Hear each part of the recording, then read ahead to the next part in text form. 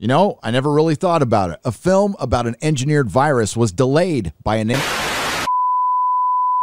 Nerdrotic.com. So, after 2 years of unfortunate fake woke marketing, did we get the James Bond for the Me Too Time's Up era? Well, yes, in a way. And we also got a very different Bond film, like a Bond film with Bond things, Bond stuff, but no Bond. After spending a couple of years on this channel chronicling the deconstruction of a British icon, it brings me no pleasure to tell you that they've done it again. I must be dreaming. The only difference is, this is a respectful deconstruction of James Bond. We got rid of the male gaze, says No Time to Die's returning Bond girl Léa Seydoux. That's not the only thing they got rid of. We're missing that Bond brand of entertainment, that Bond brand of fun, those Bond gadgets, those Bond girls, and Bond.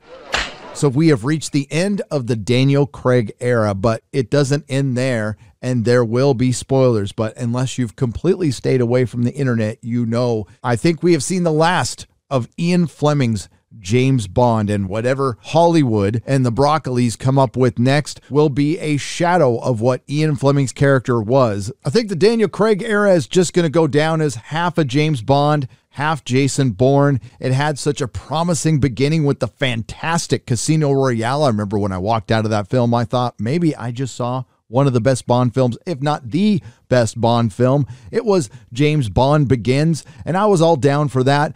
I'm just not down with James Bond Ends. I got to give him credit for trying something different, but just trying something different to be different can sometimes do permanent damage to your character. Right, Chris Chibnall? Yeah. Like I said, I'll give him credit for trying something different. They just didn't pull it off. For me, anyway. I'm not going to say this is the worst Bond film. I probably would have felt differently about it if it wasn't for that dumb ending. That being said, I'd rather watch Moonraker than watch this film again. It's dreary, and that's not what I go to a James Bond film for. And the deconstruction doesn't only belong to this film, but now that I've seen it, I can say with some confidence that the Daniel Craig James Bond era was a soap opera. Comparatively, it's not as woke or intersectional as Terminator Dark Fate. It is a well-made film, technically. Had a decent soundtrack, the editing was top-notch, the cinematography was beautiful, it was well-directed. I just didn't like all the parts where my favorite things from Bond were killed off. More importantly, I know the motivation behind why they killed off what was left of Bond, because they have been telling us for the last 2 years. Daniel is, I think, a feminist. Patriarchy. I was just on a live stream with the Critical Drinker, Mahler, and Chris Gore, and the drinker brought up a good question. Where do you go from here? Unfortunately, I think we know the answer. Bisexual Bond of color with astigmatism, ADHD, and agoraphobia. To be fair, this movie is doing great internationally. A lot of people are liking that, and good for you! I'm just not one of them. And the plot is a bit of a convoluted mess. You can tell it was written by committee, and yes, you can tell when Phoebe Waller-Bridge came in. But it is nowhere near as bad as they made it out to be. So what's this film about? Family. It starts out with a little girl getting abducted after her mother was murdered by Safin, played by Rami Malek. Now, we all heard the rumors that James Bond's daughter was going to be in this film, and she is. But this isn't the girl who gets abducted. It ends up being Madeline Swan, daughter of Mr. White, who, on the orders of James Bond's foster brother, Blofeld, killed the family of Safin. Family. The other little problem I had was the age difference. This was supposed to be a young Madeline Swan at about 7 years old, but the actress Léa Seydoux is only 5 years younger than the 40-year-old Rami Malek, who is a brilliant actor that is completely wasted in this film. He's in the beginning, one part in the middle, and at the end. We jump ahead 25 years, I'm not really sure. Rami Malek's character doesn't age through any of this, and no, I'm not kidding. James Bond is happily retired with Madeline Swan, and daughter of Mr. White, former employee of James Bond's foster brother Blofeld. Family. He decides to take her on a vacation to go visit Vesper Lynd's grave. A couple of things in this opening scene. They're again in Matera, Italy, and people are burning things.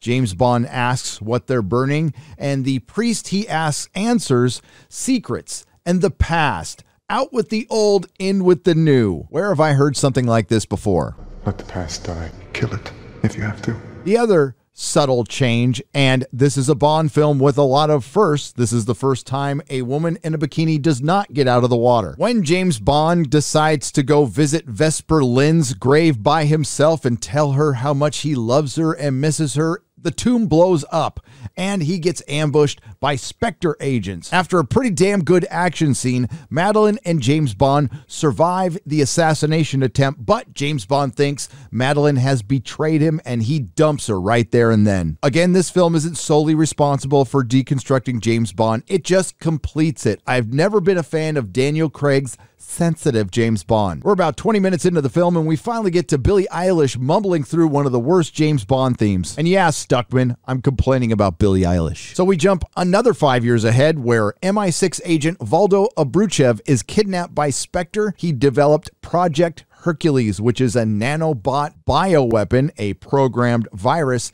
that can be coded to DNA. So now we have met our girl who is the key to everything, and we have a MacGuffin. Now Bond is living in solitude in Jamaica, where he runs into Felix Leiter and his new partner Logan Ash. No, not that kind of partner. Somehow Logan Ash is a big fanboy of Bond. I'm really not sure how a secret agent has fanboys. This one smells of Phoebe Waller-Bridge. Turns out the CIA and MI6 are separately hunting the Russian scientist kidnapped by Spectre. We also finally meet the new, much better 007, Lasagna Lynch's Nomi. And yes, she is a 007. She got the ranking much faster than James Bond, and she is sure to tell us. But I will say this, she isn't as insufferable as it was made out to be. I believe they had much more planned for this character, and they decided to rework it in the year and a half they had to change this film due to the backlash, as much as they will deny it. Again, the deconstruction is there. It's just at times subtle and at times not so subtle. Felix asks Bond for help. He declines, but later that night he runs into Nomi and she lets him know what Project Hercules is. He also finds out that she has succeeded him as 007 and he decides to help Leiter. After the new improved 007 tells Bond to stay out of her way, everyone goes to Cuba. We meet a new agent named Paloma, who in her very short time represents the best and the worst in this film. She is most definitely a hot Bond girl who shoots him down when he thinks she's coming on to him. She's charming and likable. She's only been on the job for 3 weeks and she's a bit awkward. And then 5 minutes later, she's doing somersaults in her high heels while shooting her gun sideways and taking out 3 guys when Bond is having trouble with 1. But this is the best part of the film. It all turned out to be a big trap to lure James Bond to a Spectre gathering so he can be killed on Blofeld's birthday, using the Russian scientist Obruchev as bait. Blofeld is observing all of this through a bionic eye in prison. Now Blofeld is talking to all the Spectre agents through earpieces and he has everybody back away from Bond as they release the nanobots. And as Blofeld assures all of his fellow Spectre agents that they're safe, it's only programmed to kill Bond, they all die. Spectre was betrayed by Obruchev, who was working for Safin all along. Got him! The surviving son of a family killed by Madeline Swan's father, Mr. White, on the orders of Blofeld, gets his revenge by taking away his birthday present and saving his foster brother, James Bond. Family. 007 nabs Obruchev. No, not that one. Nomi. Bond ends up getting him back, saying goodbye to Paloma, which was kind of sad, and he meets up with Felix and Logan Ash. You know, the guy we're all waiting to betray James Bond and Felix Leiter, and he does. After a slow buildup, this scene felt like a James Bond movie, and it's the best part in the film because everything after this point goes downhill. Logan Ash betrays Felix Leiter and kills him. And yes, every Spectre agent was at that party for some reason. So within 5 minutes, every Spectre agent is gone and Felix Leiter is dead. And you can tell what the rest of this film is just going to be. The long, slow suicide of James Bond. Oh, but it doesn't end there. We return to London and we find out that M was the one who approved Project Hercules. Again, this is a nanobot virus that can be programmed specifically to DNA so you can kill an individual easily without harming anybody else, or possibly program it to an entire race of people. Now, it's perfectly believable that the head of a spy agency would recklessly approve something so dangerous, but you have to have a reason for it. And the reason they give is he thought it would save lives. Really. Then we get to the scene between Bond and Blofeld, and it really just sums up this movie. It's about Family. yes, and Madeline. All they do is talk about Madeline, who broke James Bond, and even Blofeld says, "You were always so sensitive." Turns out Madeline didn't betray Bond. He was wrong. It was Blofeld who used Madeline's good nature against Bond, his foster brother. And this is supposed to be a spy movie, not a Shakespearean Greek tragedy telenovela. It turns out Madeline is the only one who has access to Blofeld, and Safin knows this. So we actually see Safin again for the first time since the beginning of this film, and he coerces Madeline to poison Blofeld with the nanovirus. She runs into James at the prison, accidentally gets the nanovirus on him, and when he loses his temper with Blofeld and strangles him, coming just short of actually killing him, he does end up killing him accidentally. Safin, the only surviving member of a family killed by Madeline Swan's father, Mr. White, finally gets his revenge on the man who ordered that kill by having Blofeld killed by his foster brother, James Bond. Family. And there's still an hour to go in this movie, and I'm just kicking back going, you know, finally, I see a James Bond film where I see all my favorite characters and things killed off. I see a sad, puppy, mopey Bond just being miserable all the time, moping around, following some girl who's the key to everything, and some ridiculous MacGuffin, which, wait till we get to the end, could have easily been stopped. Then we meet Matilda, who's obviously Bond's daughter, but Madeline doesn't tell him yet. Madeline, being the girl who's the key to everything, knows all of Spectre's secrets and knows all of Safin's secrets. I don't even know why she's still alive, but Safin does kidnap her.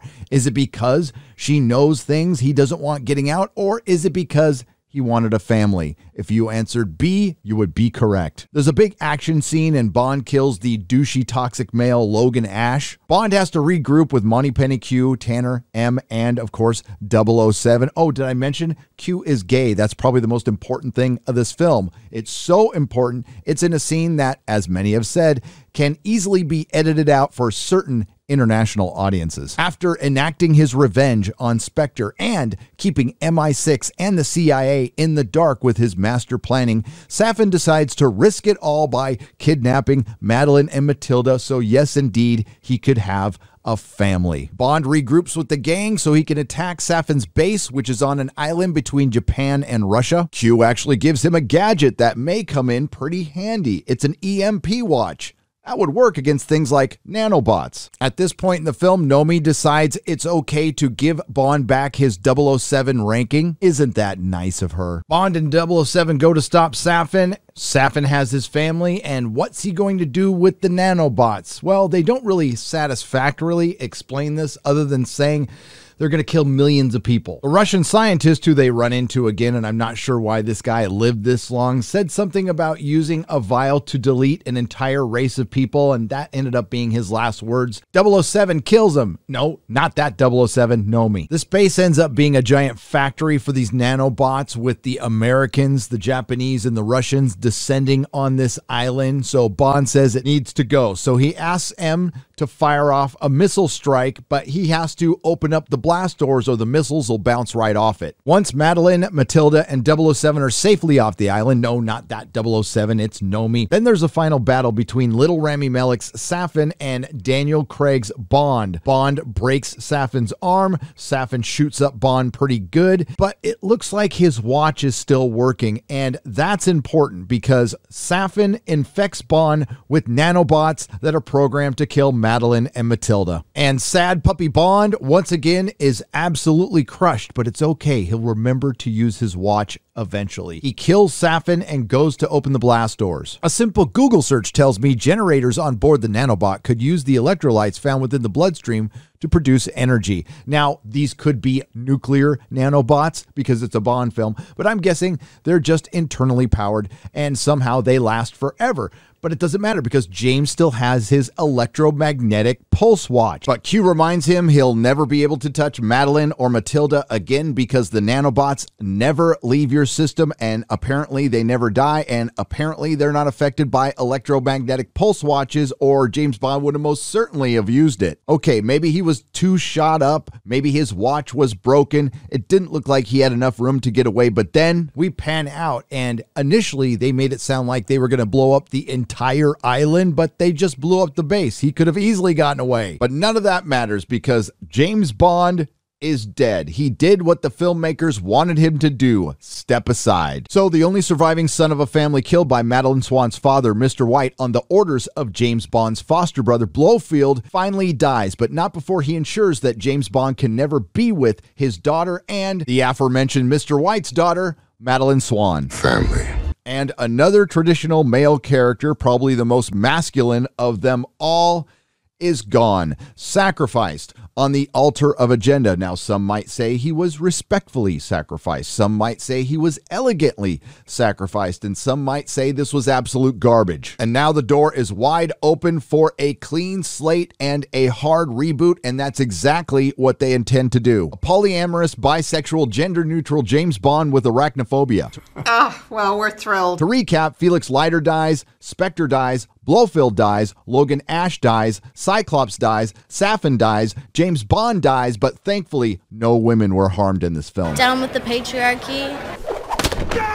Yes, there were a lot of Bond things in this, a lot of callbacks, a lot of Easter eggs. Daniel Craig, to me, to be fair, has never been James Bond. He hates his job, he hates his life, and he eventually puts himself out of his own misery. And we did see something new in this franchise. A Bond in the beginning, a Bond in the middle, and a Bond who quits. Just like with Logan, who sacrificed himself for girl Wolverine. Picard, who sacrificed himself for girl Data, Luke, who sacrificed himself for girl Luke, and the Doctor, who not only turned into a girl, but was a girl all along. Iron Man, who sacrificed himself for his daughter to make way for girl Iron Man. James Bond sacrifices himself for something they will call all new and all different, but will call repurposed and derivative. Did we really see something new? So I guess Daniel Craig's James Bond exists in its own universe, meaning that the real James Bond continuity ended with Pierce Brosnan. Once again, rest in peace, James Bond. And it's not because Hollywood can't make any more Ian Fleming's James Bond, it's because they won't. To sum it up, James Bond No Time to Cry was a bit too long, the plot was a bit too convoluted, technically very well made. Deconstruction, an elegant or respectful one, I guess, but a deconstruction all the same. If you like what you heard, please like, share, and subscribe. If you didn't like what you heard, I thank you for listening this long.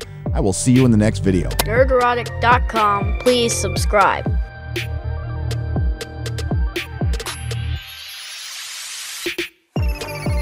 Down with the patriarchy.